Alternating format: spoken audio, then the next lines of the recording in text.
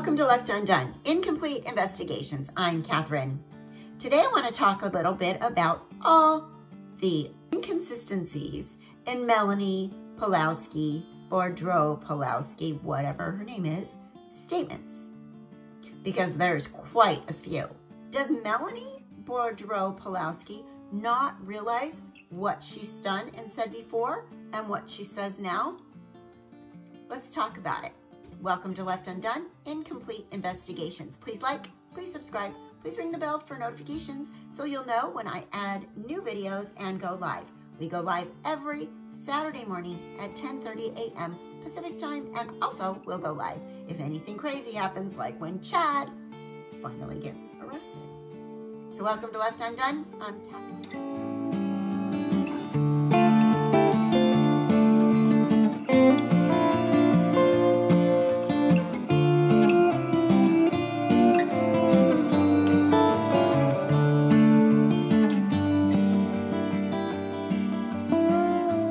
So I want you to pay attention to MELANI's body language. They say 93% of communication is nonverbal. So if you watch somebody's body language very carefully, you can tell when they are lying. One of the first things to watch is their hands. If you look at their hands, people who lie are more likely to use both their hands to make gestures. MELANI's doing this. They also tend to face their palms away from the person they're lying to.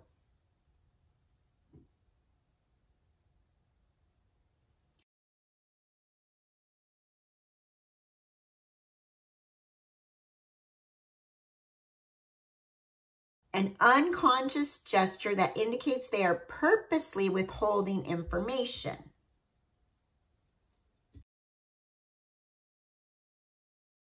You know, when Tylee and JJ show up, you know, again, and you're here again, I don't know if people would even believe it. You know, when Tylee and JJ show up, you know, again, and you're here again, I don't know if people would even believe it. The mouth. If a person is pursing their lips or rolling them back so much that they're almost not showing, it's possible they're holding back facts or trying to contain their emotions. Guys. And so then you moved up later in November. And so then you moved up later in November. And so then you moved up later in November. You know, have to come visit us in Hawaii sometimes. Can you see how that looks suspicious, though? Us in Hawaii sometimes. Can you see how that looks suspicious, though? Hawaii sometimes. Can you see how that looks suspicious, though? You know, what we could work out and where they were at. And then you guys got married. And in November, then did you move into Ian's place? Tensing the lips is an automatic reflex that indicates a person does not want to speak anymore and is, therefore, a fairly reliable sign that they could be lying. You know, what we could work out and where they were at. And then you guys got married, and in November, then did you move into Ian's place? You know, what we could work out and where they were at. And then you guys got married, and in November, then did you move into Ian's place? You know, what we could work out and where they were at. And then you guys got married, and in November, then did you move into Ian's place? Because we talked about, they told Ian when they met Ian, you know, have to come visit us in Hawaii sometimes. Can you see how that looks suspicious, though? The eyes. It's pretty well known that people who are lying will have trouble looking at you in the eye. More practiced liars may go the extra mile and maintain eye contact with a steady, unfaltering gaze. This intimidating stare down might be an attempt to control and manipulate you into believing them. Another thing to look for is rapid blinking.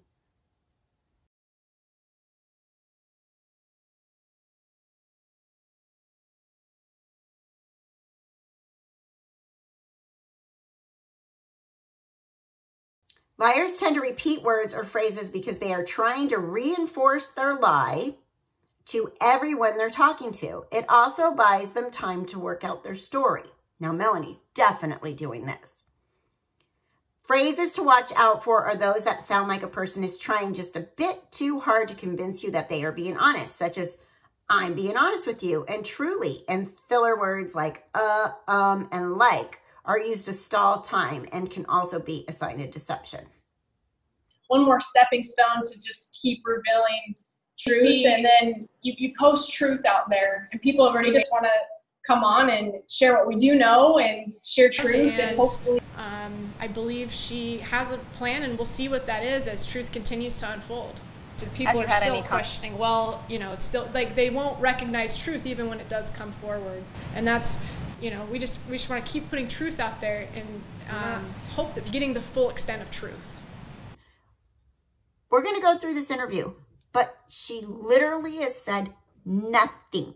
What we care about here, out here in YouTube land or in the media or whatever you want to call it, what we care about is JJ and Tylee. So first, let's talk about Alex. We know that Alex's autopsy came back and it says natural causes, bilateral pulmonary embolism. So we're just going to go with that for now because I don't think there is a way to fake that. Although the investigation isn't closed, which is good because you never know. You just never know, right? So we're just going to go with that. That will give them 1 point for having something that actually isn't foul play for now. Melanie's asked about that by Nate. What do you think about your Uncle Alex's autopsy? Well, we knew that it was going to come back that way. We knew that. However, we were relieved, but then they're saying, well, it's not over. Well, no, of course, well, no, Melanie, it's not over because there are too many things. The FBI is involved. This is a big investigation. You mentioned that they still said they're investigating, and there's going to be people watching that still don't believe those results or say there's something more here. What do you say to them? I mean, you know, you see, you post truth out there, and people have already made up their minds and decided. Ian made a bad joke, like, well, did they test for all the invisible poisons? Like, it's people will still think whatever speculation or rumors or whatever they want to believe, even when it's right in front of their face. Nate asks her, did you guys get married when Alex and Zulema got married? Or Zulema, I don't know. But anyways, he asked him, did you guys get married at the same time? And now, were Alex and Zulema married? Did you guys have a joint wedding or was that separate? So Alex and Zulema had been dating for several months, and Alex was very ready to marry Zulema, and she was a little bit like, you know, I'm going to wait till I get an answer. I know I'm supposed to be with you, Alex, but I'm going to wait till it feels like the right time. And they had talked about, do you want to get married in Jackson or, you know, Las Vegas? And it just so happened whenever they picked their date and had it more planned than Ian and I did. And, you know, the coincidence of us picking the day right after them wasn't planned or anything. It was just what happened, and they were there, and we had made the decision in Arizona during Thanksgiving, and we said, let's do it. And while we're there, you know, we need a witness, and Alex and Zulema are there, and you know, this isn't our big wedding day. This is just the beginning of our lives together, and we'll have that special moment when we're all together as a family. Melanie starts to explain that Alex and Zulema, they were dating for several months, and he wanted to get married, but Zulema had to say she needed the signs or, you know, whatever. She had to do her hocus pocus to figure out if it was true, whatever she does, you know, talk to the elements, cause an earthquake, cause a pulmonary embolism, I don't know. Make sure there was a pulmonary embolism, so it was only a 2-week marriage. I don't know. But she says, so here's my question. If Alex and Zulema were dating for several months, why did Alex move to Rexburg? Zulema lives in Arizona. Why did Alex move with Melanie and Lori to Rexburg? If he was dating somebody for several months that he wanted to marry, why did he move to Rexburg? And then she says, oh, and then he was moving back. Why did he move to Rexburg? I'm still confused on that one. Just a coincidence. Same chapel, Las Vegas. They planned more, and we were each other witness. I'm not buying that one. I don't think it was a coincidence. I think there's a reason. I think because their whole 144,000 crapola stuff, they have to have a spouse that's also one of the 144,000, or they don't get to be one of the 144,000, because apparently 144,000 comes in pairs like Noah's Ark. Nate asks them, Ian and Melanie, where they met, and they met on a dating app. And he asked when Melanie moved to Rexburg, and she said the beginning of November. Remember, she signed the lease on her apartment at the end of October. Her and Uncle Alex flew back, dumped all her kids' stuff on the ground, and moved to Rexburg. And she got an apartment next to Aunt Lori. And then she decides it's time to date, right? But she still goes on eventually, and you'll see that Brandon took her kids from her. When we've all seen the text that she told Brandon, I'm leaving, you can have the kids or not, or what, or we can figure it out or what, but I'm leaving, I'm moving to Idaho. So she loses credibility right then and there previously when this has come up. But Ian says that he got his divorce started on his 9th anniversary by Natalie in March of 2019, and it was final by July of 2019. But Ian was also arrested during that time for domestic violence. He doesn't say why his wife asked for a divorce. And we have the documents for that as well.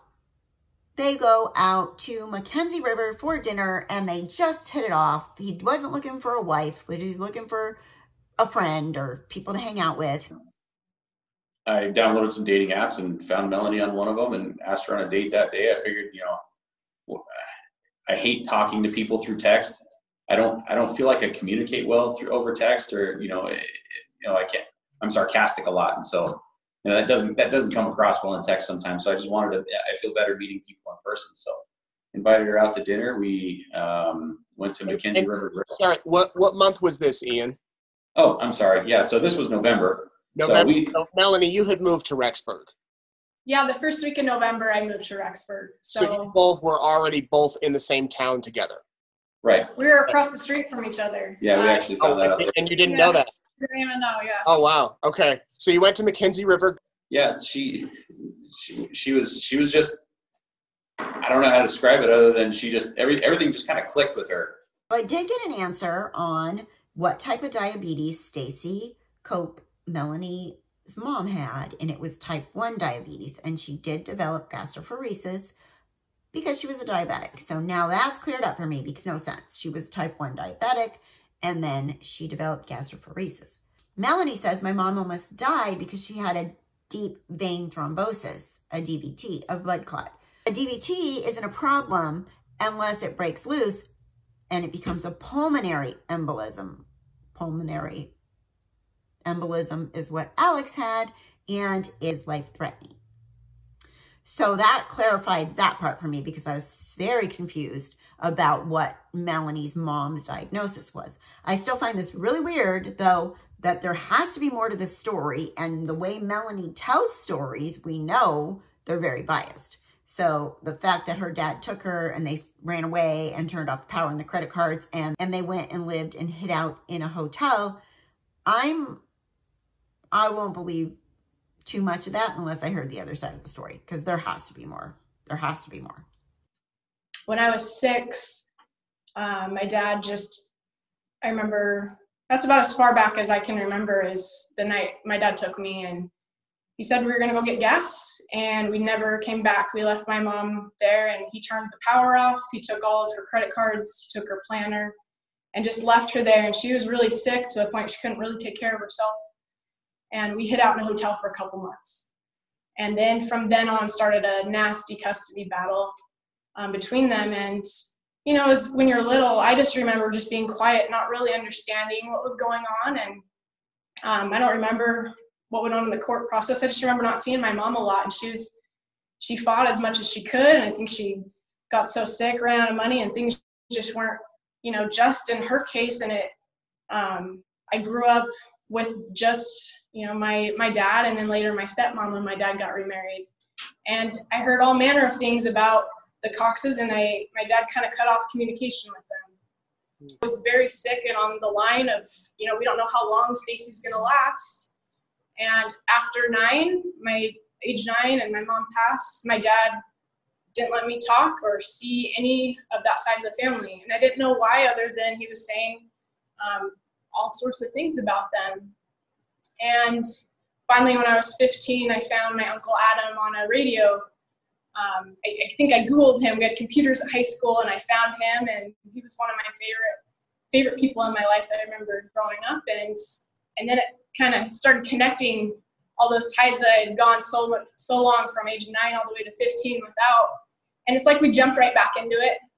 There's Melanie saying her dad didn't let her see that side of the family and she didn't understand. And then when she was 15, she had to go find her Uncle Adam and found the family.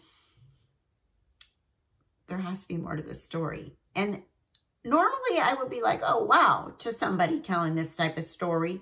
But the fact that we hear Melanie lie and contradict herself from so many other things that we've already heard makes me have a really hard time believing that her dad didn't have a reason for keeping her from the Cox family. And duh, apple doesn't fall far from the tree. So I'm pretty sure the way Lori is probably very similar to the way the rest of the family is.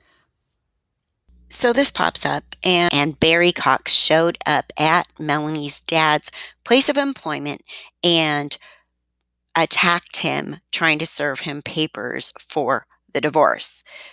And basically it says, on August 8th, 1995 at 9 a.m., Barry Cox visited my place of employment. He wanted to discuss the divorce between me and his daughter, Stacy. He began quoting me scriptures and questioning my integrity. It seemed odd to me since he was recently charged for solicitation of prostitution. His voice got louder, at which time I stood up and asked him to lower his voice or leave. In front of Marilyn Ayers, my assistant, he continued to verbally attack me. Barry then claimed to serve me divorce papers by pulling my shirt open and ramming 50 pages or more into my shirt. He then grabbed my shirt with his fists and shoved me against the wall. He had his fists and my shirt around my neck. Marilyn Ayers, my assistant, called 911. Barry then left and was cited for assault number 4 and domestic violence.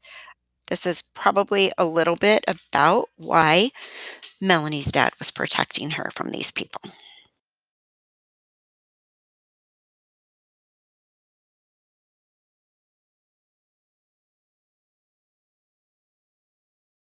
This is the part, in my view, that gives Melanie 0 credibility, because she keeps circling back saying that her kids were taken from her.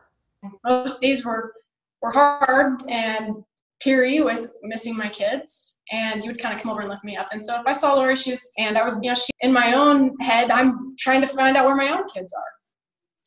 But, there's going to be... to be honest, I'm in my own head and don't know where my own kids are at this point. And as we know, later in November is when I went down to Utah to try to see, what we could work out and where they were at. And I open it and see the place, and I'm like, jumpy because, what is my ex, what's my ex up to? What's the next thing? I don't know where my kids are. Are my kids okay? I get a text from Lieutenant Ball that says, somebody's broken into your home. I need you to call me right away. And I'm immediately like, oh great, my ex has sent somebody. I knew he had a private investigator following me, and I immediately think like he sent somebody to come break into my home. That was my first thought, and I didn't know what to text back. I was kind of processing, and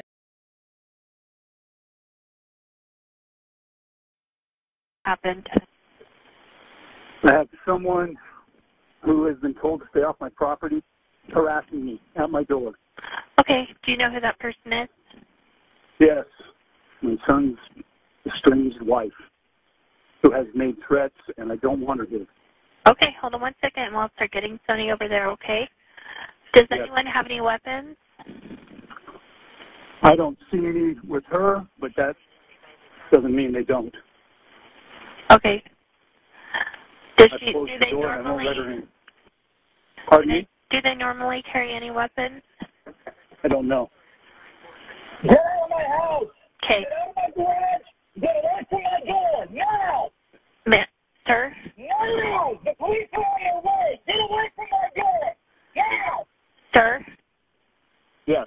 Sorry, what is the relationship to this person?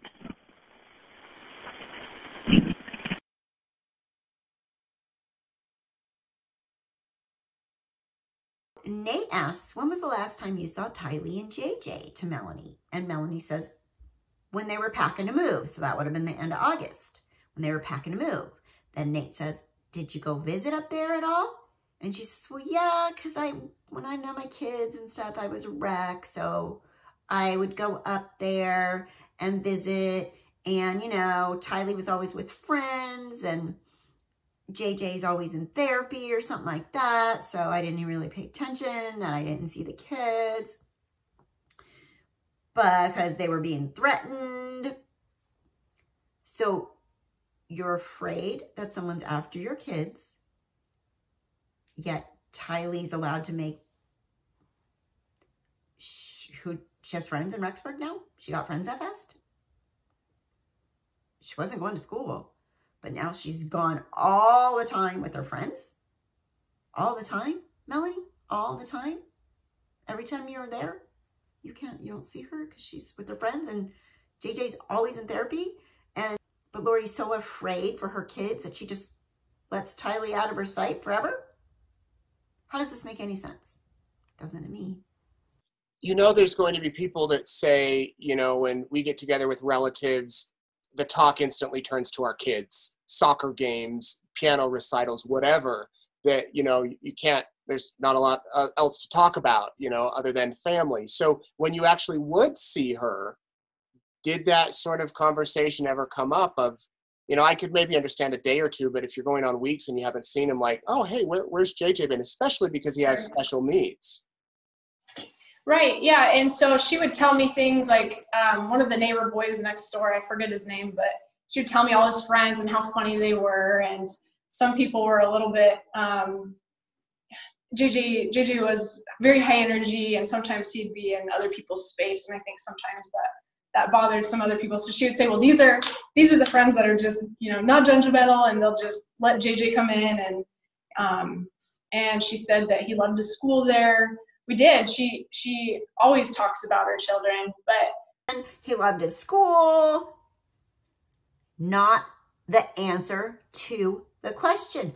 Where is JJ? Didn't you ask where your cousin was? No, but he has high energy and he loves school and the friends aren't judgmental and, you know, so yeah. So, oh, look, squirrel. That's what she's doing. Like, what the heck, Melanie? You didn't answer the question ever. JJ was super high energy. The question was, did you not ask where JJ was? Not tell us about JJ's energy and that he plays with his friends.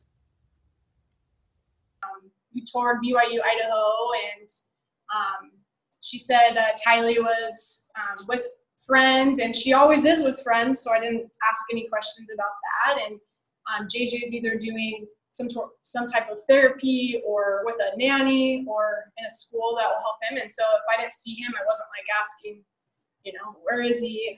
And I've always trusted her. And I had known that they left to Idaho because they were being threatened by people. And I didn't want to ask so many questions, and I didn't know what to do with that. And I just was like there for love and support. What can I do for you? And you don't have to tell me. I just want to be there to help you guys. And so then you moved up later in November. You didn't see the kids at all. And did you think that was a little suspicious, a little weird? I mean, I could understand maybe one day not seeing them or 2 days, but after days and days go by, you don't see the kids. Tylee's Jeep isn't there. Did you ever ask Lori, hey, where are Tylee and JJ? So when I moved up that first week in November, Alex helped me move on Halloween night. And we drove up that first week in November with a moving truck. And I was very involved in setting up my home, getting everything for my kids. I did bring all of the things they do need with them, besides, you know, a mattress that she always talks about her children. But just during that time, I guess, from November to, I guess the 20th is about when Ian and I started dating. I didn't see them, but I didn't see a lot of Lori. Ian and I met like November 20th, and you know, Lori, I didn't really see a lot of Lori, but I'd go over and I'd be like, hey, what's Tylee doing? And oh, she's out with friends. Tylee's been out with friends for a very, very, very long time. Like, since August? I could see some of their things, and she had a room set up perfectly for Tylee and JJ, and it didn't seem strange to me. And I knew the threats that she was getting from Kay Woodcock and from others, and I guess I didn't ask questions because I knew that history. I knew what was going on. And setting up your house that you didn't notice that there was no JJ and Tylee. I'm not, is anyone buying this story? I'm not. I don't think anybody's buying this story. Melanie, I think you're making it worse for yourself, but that's fine by us. Make it worse for yourself because we want the truth. We want to know where JJ and Tylee are, and you are making this look really like you know, and you're lying. That's what you're making it look like. That's what it looks like to me. She just goes somewhere else, and she never stops talking. Fills up all the air with answers that aren't even answers to the question that was asked. But she's busy, she's very independent, she's doing her own thing. So I spent all this time with Alex, who really wanted to marry Zulema, but Zulema had to think about it. So Alex moved up there and hung out with me. But then eventually he moves back because Zulema and me and Zulema and Ian and Alex all have a kind of a sort of double wedding. They had to move really far away to protect themselves from Kay, because Kay lives in Lake Charles, Louisiana, and we were in Chandler, Arizona. And Chandler, Arizona is 1,301 miles away from Lake Charles, Louisiana. So we had to go so much further away to save ourselves from scary old Kay. We actually had to add another couple of 100 miles to that. We had to go to Rexburg, because that Rexburg is 1,724 miles away. So that is way better than 1,301 mile.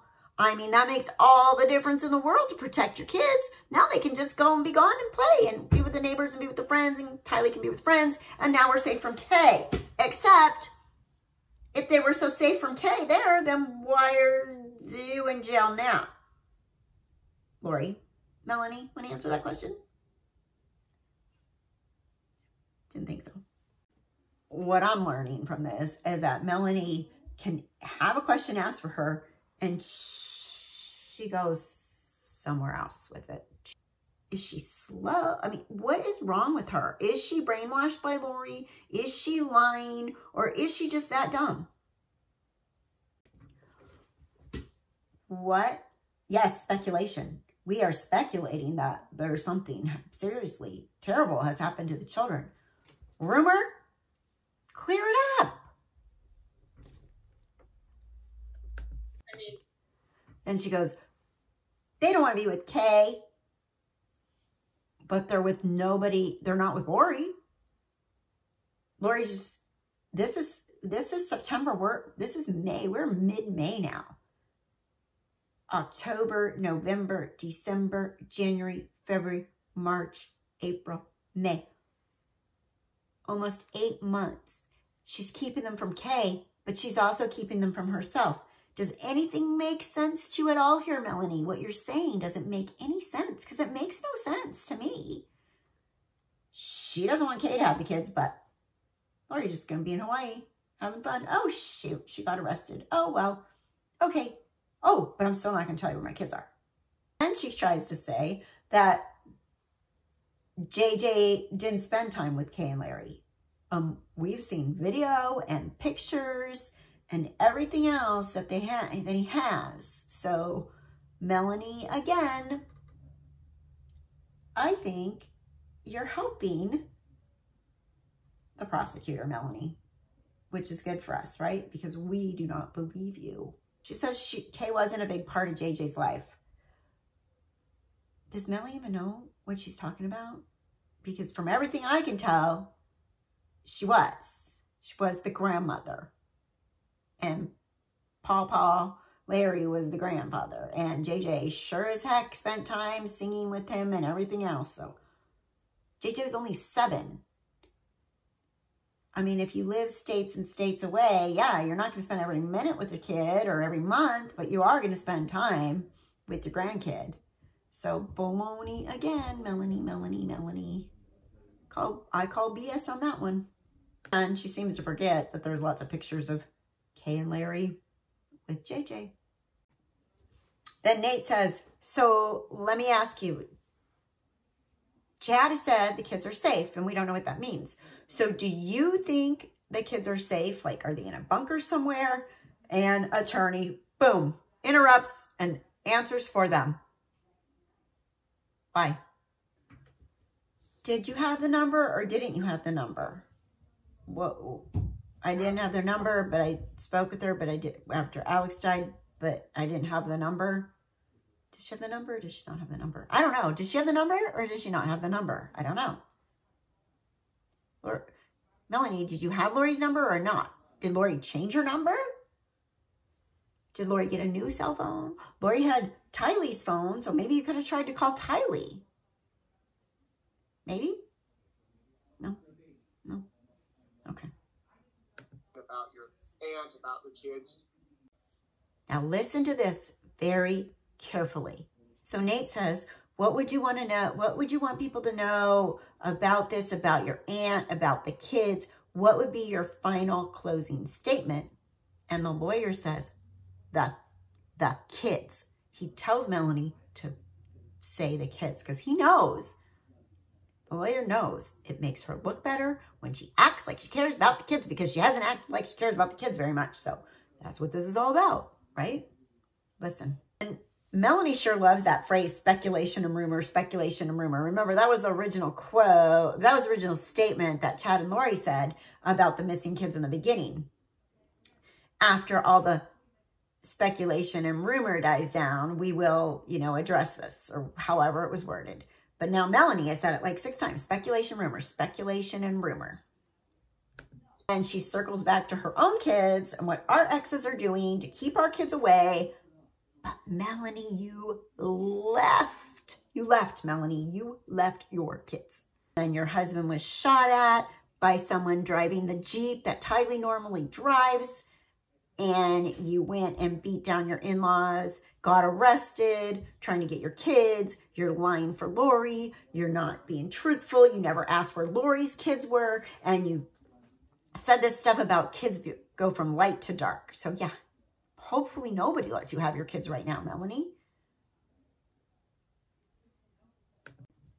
And I just gotta love that she throws her ex and Ann's ex under the bus and says, because of what Lori's doing and everything, it's causing us not to be able to have a relationship with our kids. Yeah. Are these guys smoking something? Have they been under the water too long? Yeah, Melanie raised her kids for 10 years, but then she left them and ran away and has all this crapola going on with Lori in the dark and the light and all this stuff. And they're acting like we're so innocent. we're just so innocent here, and our exes, we're so innocent, and our exes are not letting us have our kids. But we're involved with all this other crap, right? Oh, so now this whole case with Lori is being used to keep their kids against them. Okay. I got nothing. So then Melanie says, we had our family custody hearing and Brandon didn't show up. So, and then to see him front row at Lori's hearing, where were my kids? well, from what I understand, Melanie didn't show up at the first custody hearing. This is why Brandon was awarded custody of them. He didn't show up at the second one when she traipsed in with Summy and Zalima and Ian, and the reporters were there. Brandon didn't show up at that one, but he certainly showed up to the first one that Melanie didn't show up at. She says, where are my kids? Why aren't they the focus of his life? They are. That's why you don't have them, Melanie, because you're involved with the wackadoodles. And you ran off and married Ian after 5 minutes, and he's involved with the wackadoodles. Okay, well, that's it. That is our review of the interview. Thank you, Nate, for providing us with this information, and appreciate it. Between him and Justin Lum, those guys have been awesome in this whole thing. They've kept this in the news, and that's what we all want to do. And we are all praying and hoping that Tylee and JJ will be found alive, or that Lori will come to her senses and let us know, let people know, and end this one way or another. The 48 Hours episode that was supposed to be on last week will be on this week. From what I understand, they postponed it for some reason. We don't know why. It was postponed from May 9th and will now be on May 16th. That's the one where we showed clips of Janice and Summy, and I believe there's going to be plenty of other interviews with other people involved. So we're dying to watch the 48 Hours. Thank you again for watching Left Undone, Incomplete Investigations. Please like, subscribe, ring the bell for notifications, and you can follow us on Facebook, you can follow us on Instagram, and you can follow us on Twitter. Please stay well. I'm Kathryn. This has been an episode of Left Undone.